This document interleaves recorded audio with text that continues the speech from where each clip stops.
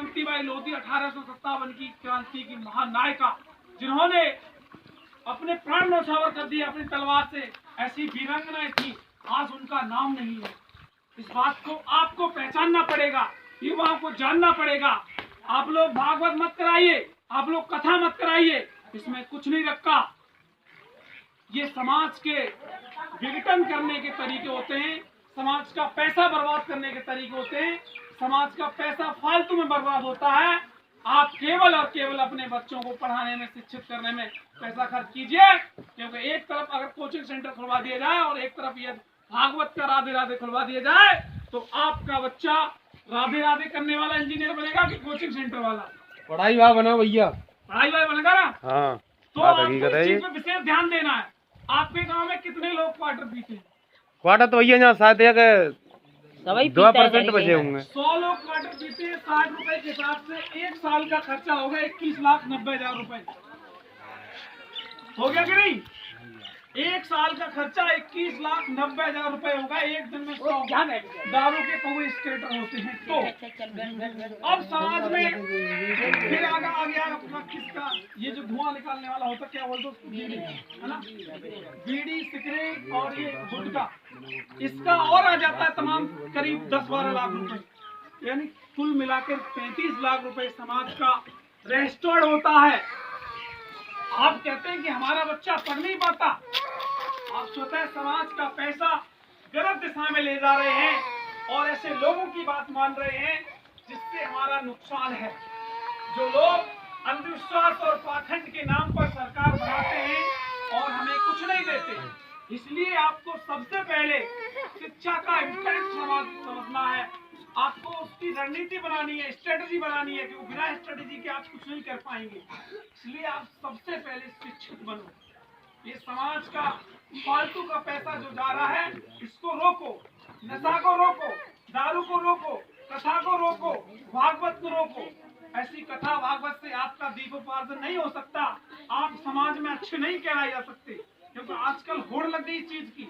इस मोहल्ले वाले ने कर ली भागवत, तो वो वाला कह रहा है कि अब मेरे को करनी है। अरे जवाबी फायरिंग करता है, 1 लाख रुपए इसका बर्बाद हुआ, 1 लाख उसका बर्बाद हुआ, 2 लाख रुपए रेस्टोर्ड हो गए, और उसी समय ये कोई पैसा समाज में खर्च किया जाता, तो आज आपके बच्चे, आज आपका समाज डेफिनेटली शिक्षित होता। आपके घर में पुलिस वाला होता, आपके घर में जज होता, आपके घर में नौकरी वाला होता। यानी सारी सहूलियतें आपको शिक्षा के माध्यम से प्राप्त हो सकती हैं। वरना आप भागवत कराते रहिए, कितना भी दूध चढ़ाते रहिए काले भाटे पर, कुछ नहीं होना, कुछ नहीं होना। क्योंकि ये सब समाज का व्यर्थ काम है, और ऐसे लोग ही हमारे बीच में आते हैं कि राम मंदिर के नाम पे, सीता के नाम पे, उसके नाम पे, इसके नाम पे हमें ठगने का काम करते हैं। भगवान क्या है आपको ये भी बता दूं क्या? तमाम तरीके के मेरे दिमाग में ये सवाल रहते थे कि ईश्वर है तो गरीब क्यों रखता है मुझे, ईश्वर है तो मुझे अमीर क्यों नहीं बनाता, ईश्वर है तो मुझे इस झंझट में क्यों रखता है, क्या वो चाहता है? वो मैं आपको बता दूं, प्रत्येक सृजन की क्रिया ईश्वर होता है। मंदिर में भगवान नहीं मिलता, इस बात का विशेष रूप से ध्यान रखिएगा।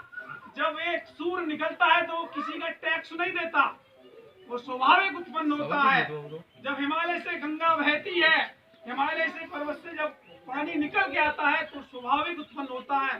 ठीक उसी तरीके से सूर्य को भगवान मान करके, वृक्ष को भगवान मान करके आप अपने कार्य पर लग जाएंगे, आप अपने लक्ष्य पर बन जाएंगे, लग जाएंगे, तो निरंतर आपका जीवन सफल हो जाएगा, न कि किसी मंदिर में माथा टेकने से। इस बात का आप लोग विशेष ध्यान रखिए, क्योंकि कर्म ही पूजा है, कर्म ही भगवान है। अपने कर्मों को सार्थक बनाइए, अच्छा बनाइए। आप लोग कहते हैं हमारे पास पैसा नहीं है, ये गलत बात है।